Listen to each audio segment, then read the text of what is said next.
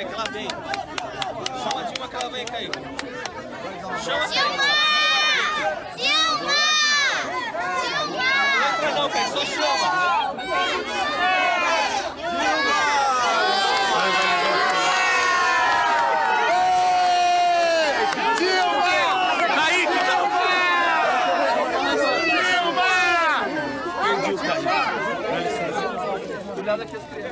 Kaique, cadê o Kaique? Kaique! Kaique! Cordão, faz o cordão. Ele vem pra cá, ela vai aqui. Batista, faz o cordão, Batista. Ô, Batista, faz o cordão.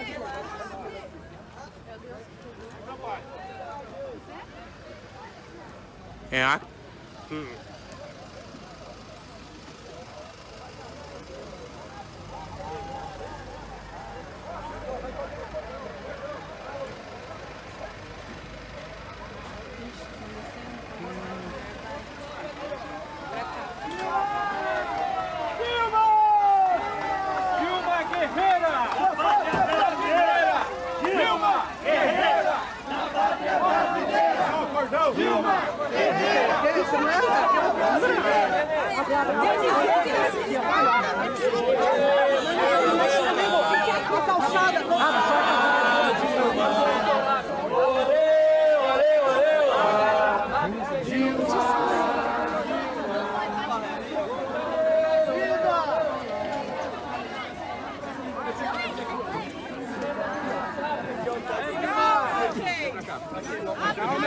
Atrapalhar a rua. Guerreira! Dá licença, abre. Aqui. Aí tá ótimo. Tá bom, deixa só a imprensa vir pra cá. Se lá e a presidenta vão falar aqui da visita que tiveram agora com o presidente. Ô, gente, abre!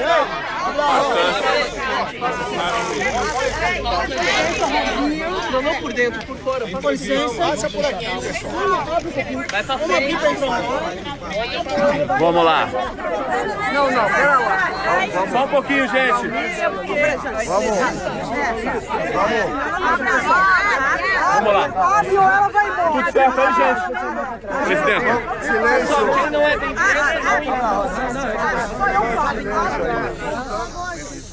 imprensa, Presidenta, vamos ao vivo aqui. Vamos lá. Aí. Depois, eu quero. Rosinha conseguiu.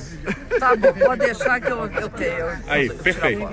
Presidenta, Fica tranquilo.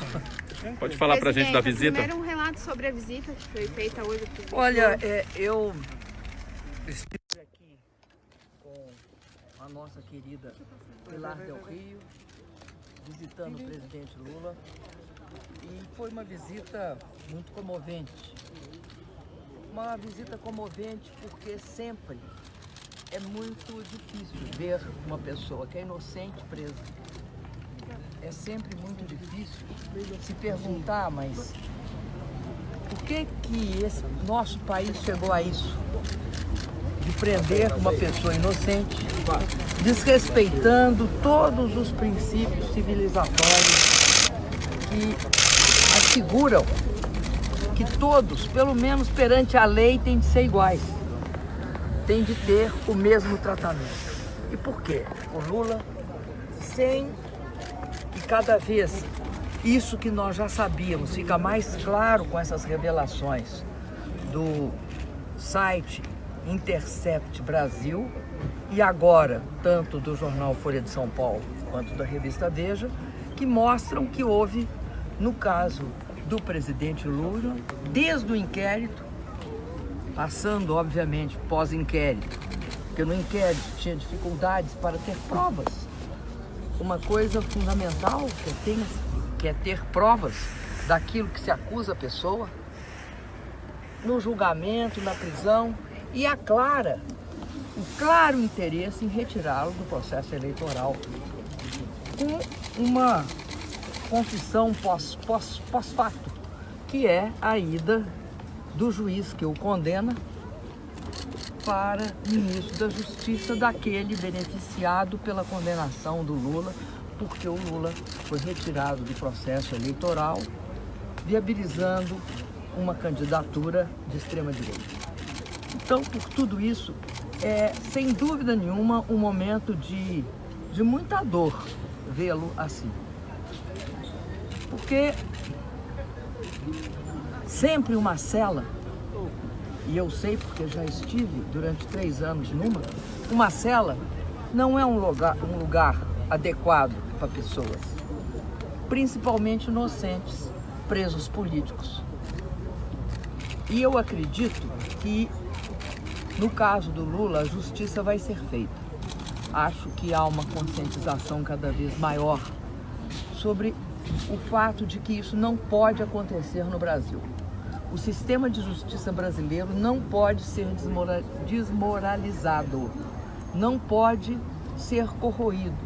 A gente sabia que depois do processo de impeachment havia um grande risco das instituições, das outras instituições, além do executivo, serem comprometidas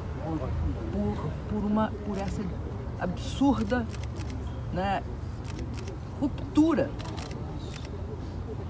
no tecido democrático brasileiro. Já que você pode mover um processo de impeachment contra uma pessoa sem crime de responsabilidade, você pode. Tudo vale a partir daí. E isso ocorreu. Ocorreu com o Lula, ocorre agora em muitas oportunidades que nós estamos vendo. E é muito, muito triste também. Hoje, o primeiro-ministro português se dirigiu ao Lula e cumprimentou o Lula pelo fato de que Portugal comprou 5 aviões de carga a jato, denominados KC-390. Eu, quando vejo isso, fico imensamente triste. Sabe por quê? Porque o KC-390 é um produto brasileiro, feito pela inteligência brasileira, com recursos do BNDES, feitos pela Embraer. E agora privatizaram a Embraer, entregando-a para seu maior concorrente, que é a Boeing. Então, eu só posso ficar, ao invés de comemorar isso, que era importantíssimo para nós. Olha, Portugal está comprando um avião de carga a jato, que é do tamanho do Hércules, só que o Hércules é aquele avião que a gente sempre vê. Presidente. Ele é um avião, eu estou falando para o pessoal dali também, que tá, imagino que também quis escutar. O Hércules é um avião turbohélice. Nós conseguimos fazer um a jato que transporta tropas, chamado KC-390, comprado por Portugal e vendido para Boeing. Presidente, sobre a reforma da Previdência, vocês comentaram, o que vocês avaliam aí dessa aprovação de ontem? Olha, eu tenho, em relação à reforma da Previdência, um grande temor. Qual é o temor? O empobrecimento dos idosos no Brasil. Por quê? Porque quando nós estávamos construindo a rede de proteção social e fizemos o Bolsa Família, nós percebíamos 2 coisas. Uma parte da população brasileira tinha uma certa proteção social. Sabe quem eram? Os aposentados. E o pessoal que recebia o benefício da prestação continuada. As pessoas com deficiência, pobres, etc. Então, isso garantia que a gente tinha de completar a rede de proteção. E isso que foi feito. O Bolsa Família sempre foi destinado a famílias jovens e com filhos, porque as famílias jovens com filhos, criança e adolescente não tinham proteção. Por isso foi feito o Bolsa Família. Ora, o que vai acontecer agora? Agora você vai ver o que está acontecendo no Chile. Você vai ver aposentados que chegaram ao fim da sua vida de trabalho e não têm recursos suficientes para sobreviver.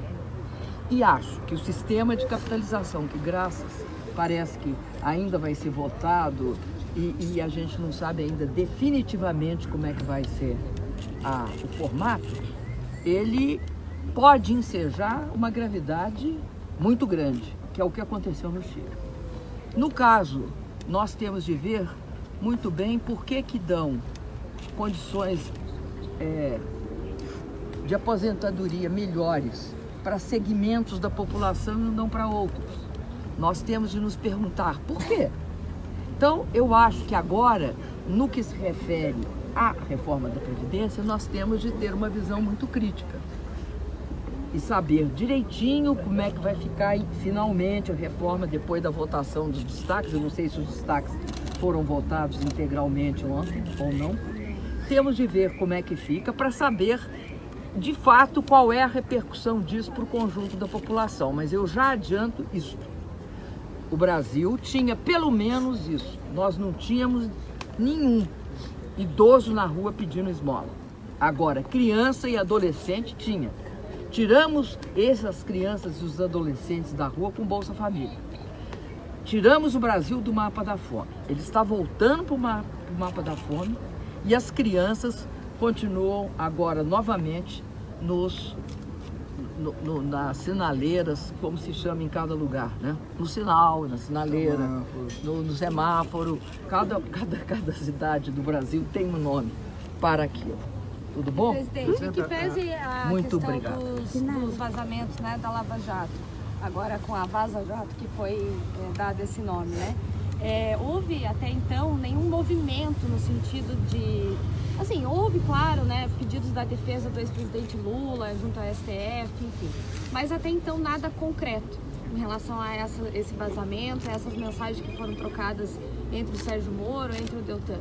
O que a senhora acha? O que o presidente Lula acha sobre Olha, isso? eu acho, isso vai evoluir? eu não conversei especificamente sobre isso, mas eu acho os vazamentos concretíssimos. Não há nada de concreto como? Não, concreto no sentido de reações em relação a isso. Né? Reações de quem? Do judiciário, investigações, algo que leve, por exemplo, até a libertação do ex-presidente. Olha, eu acredito que duas coisas você pode ter certeza. Hoje há um problema sério que vai ter de ser tratado por todas as instâncias do judiciário, que é um processo bastante comprometedor daquilo que é intrínseco ao judiciário, a imparcialidade do juiz. Porque uma justiça só merece o nome de justiça se ela for imparcial. Porque no minuto seguinte que ela é parcial, ela é injusta, por definição. Então, o fato dela sempre ser retraçada e traçada e desenhada com uma redação é porque ela tem de ser imparcial. Um juiz que é capaz de funcionar como assessor em alguns momentos da acusação, em outros como dirigente da acusação, não é um juiz isento nem imparcial. Isso coloca um problema seríssimo para a justiça brasileira, que é a perda de credibilidade aos olhos não só da população, mas aos olhos do mundo. Porque isso é inadmissível num país que se diz democrático. Estado democrático de direito sem imparcialidade da justiça não existe. Então, há que se pensar o seguinte: imagino que ao longo desse processo será avaliado qual é o impacto disso sobre todo o inquérito. Porque o que está comprometido no caso do presidente Lula é um inquérito. É clara a afirmação do procurador Dallagnol dizendo o seguinte: ora, as provas são frágeis. Não existe prova frágil para denunciar ninguém. Ou existe prova ou não existe prova. É um inquérito. Ou seja, todo o processo em relação ao presidente Lula está viciado. Eu não estou dizendo que em relação a todos os réus está viciado. Eu estou dizendo que o que nós temos de dado claro é que no caso do presidente Lula, não só isso é um indício de vício, mas nós temos um mais grave ainda, que é a tentativa deliberada e clara do juiz e dos procuradores no sentido de evitar que o presidente tivesse qualquer possibilidade de influenciar na eleição na qual ele era o mais votado pelas pesquisas. Isso implicou em impedir que ele fizesse entrevista, o direito dele como cidadão. Impedir que o presidente desse entrevista, interferir dizendo que aquela procuradora não pode participar. E eu acho estranho, eu nunca vi hacker querer manipular a informação. Bom, mas aí tem um historiador que faz um raciocínio muito interessante. O raciocínio, se eu vou conseguir reproduzir para vocês, é o seguinte, é o Fernando Horta, que fala o seguinte: primeiro, se há vazamento, foi um hacker. Foi um hacker. Mas se há vazamento e foi um hacker, o vazamento não tem tanta importância. Se há vazamento, foi um hacker e o vazamento não tem tanta importância, o que se faz? Se trata como? Se considera o quê? Não tem... Não podemos levar em conta. Mas se for um vazamento e tem importância, o que acontece? Foi em nome do combate à corrupção. Então, esse raciocínio, ele é uma bomba atômica em cima do sistema de justiça desse país. Quem concordar com ele está condenando o Estado democrático de direito no Brasil tornar-se uma ficção. E isso tem nome. Chama Estado de exceção, chama a nossa velha tradição, que vem de 300 anos de escravidão e 21 anos de ditadura. Se a gente achar que é isso que nós vamos querer no século XXI, em pleno século XXI, eu não acredito que o povo brasileiro queira. Presidente, o fato do terá consequências graves no futuro. O fato do COAF possivelmente estar investigando um jornalista, o que o senhor acha disso, que conhece a estrutura do governo? Que é a suspeita de que o COAF está investigando o Glenn nesse momento. Eu posso conhecer a estrutura do governo, mas não tenho como saber se o COAF está investigando a estrutura do governo. Mas essa possibilidade... Desculpa, está investigando o Glenn Newell ou não? Eu não sei. Mas a possibilidade do governo... Acho que o governo tem de responder claramente sobre isso, que ele não pode se recusar a responder. Hoje ele falou no Senado que está havendo uma ameaça à imprensa. A senhora concorda? Quem? O Greenhalgh. Mas já tentaram várias ameaças a ele. Não tenho a menor dúvida disso. Acho que não concordar com o fato que ele vem sendo sistematicamente ameaçado é a gente negar a realidade. E eu não tenho E voltando à reforma da Previdência, o governo PT não fez uma reforma, né? Por que não fez uma forma diferente dessa? Ou não havia a possibilidade? Nós gostaríamos de ter feito uma reforma bem diferente dessa. Até porque achávamos que tínhamos de manter vários direitos adquiridos. Mas também achávamos que era necessário haver modificações na medida em que nós mesmos fomos responsáveis por algo importantíssimo, que foi o aumento da expectativa de vida no país. Então, por isso, começamos a fazer todas as tratativas. Agora, eu só queria te lembrar que eu acho que com 3 meses no meu segundo governo, tinha, se eu não me engano, 6 pedidos ou 3 pedidos de impeachment. E com 6 meses, eu tinha quase 16. E vamos lembrar uma coisa? Sabe como é que a lei diz a respeito de impeachment? Um presidente só pode sofrer impeachment pelo acontecido no seu governo. O meu governo, portanto, não tinha 6 meses de vida e 16 pedidos de impeachment. E estarreçam-se, eu sofri um impeachment 1 ano depois, por algo que nesse momento não tinha acontecido, que era o exercício da gestão fiscal, que era uma gestão fiscal bem controlada, que não compadece com o que ocorreu nem no governo Temer, nem com o que ocorre hoje no governo Bolsonaro. A liberação das emendas para para a Previdência é estarrecedora, da forma como está sendo operada. Como que seria se fosse no governo da senhora? Eu não faço isso. Denise. Pilar, como é que foi a visita ao presidente Lula? Pilar. Pilar, conte como foi a visita ao presidente Lula. Dejen decir que era estupendo estar oyendo a la presidenta Dilma. Realmente su claridad, sus ideas y su fuerza han quedado puestas de manifiesto.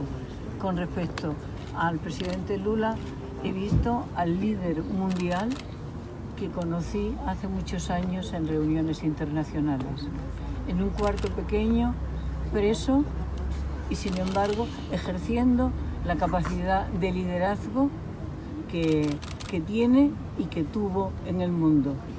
Un hombre con ideas muy claras, con análisis muy sobrios, sin autoengaños, sabiendo muy bien por qué está, quién es y quiénes somos. Lo oí hablar y estaba viendo al presidente, al gobierno, que introdujo cambios sustanciales en Brasil. Y estaba viéndolo hablar con la presidenta Dilma y decía, son los dos hombres, hombre y mujer, mujer y hombre, que han estado en los momentos clave y que han sabido enfrentar una historia triste para millones de personas. Alguien ha querido romper el final de esa historia. Y entonces mi cuestionamiento no es ni para la presidenta Dilma ni para el presidente Lula, es para los ciudadanos. ¿Por qué no podemos seguir nuestro relato, nuestra historia? ¿Por qué siempre la historia la tienen que escribir otros? Insisto, dentro he visto a un líder mundial, a una persona que ha sabido y que lo ha intentado romper el relato oficial, lo único posible, de la única sociedad posible y para los únicos posibles. Entonces, es emocionante saber que sigue, que está aquí, que está entero, que está lúcido y que sigue ejerciendo esa capacidad de liderazgo para muchos, es decir, para la mayoría de la población, no de Brasil, sino del mundo.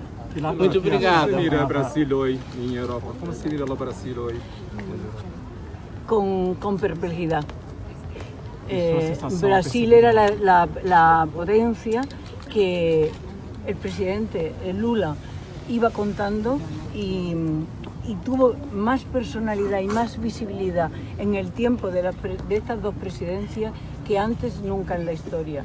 Y sin embargo, ahora mismo, pues se mira con perplejidad. ¿Cómo es posible que esta potencia mundial, que había empezado a encarrilar, y nosotros en Europa, cuando pensamos en Brasil, también pensamos en Miña Casa, Miña Vida, y en Fome Cero, y en una serie de programas muy interesantes, cómo es posible que haya llegado al nivel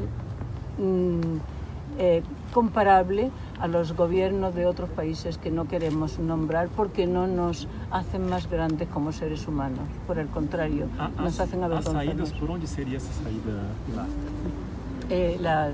Las salidas las tendrán que decidir los propios brasileños y lo tendrán que decir utilizando la razón, la conciencia y la política. Razón, conciencia y política.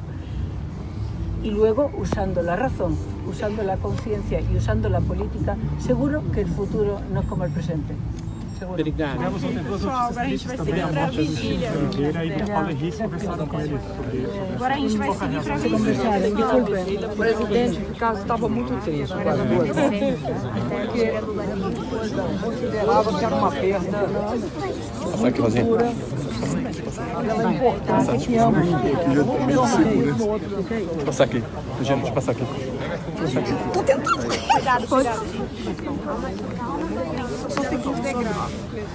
¿Con quem? do degrau.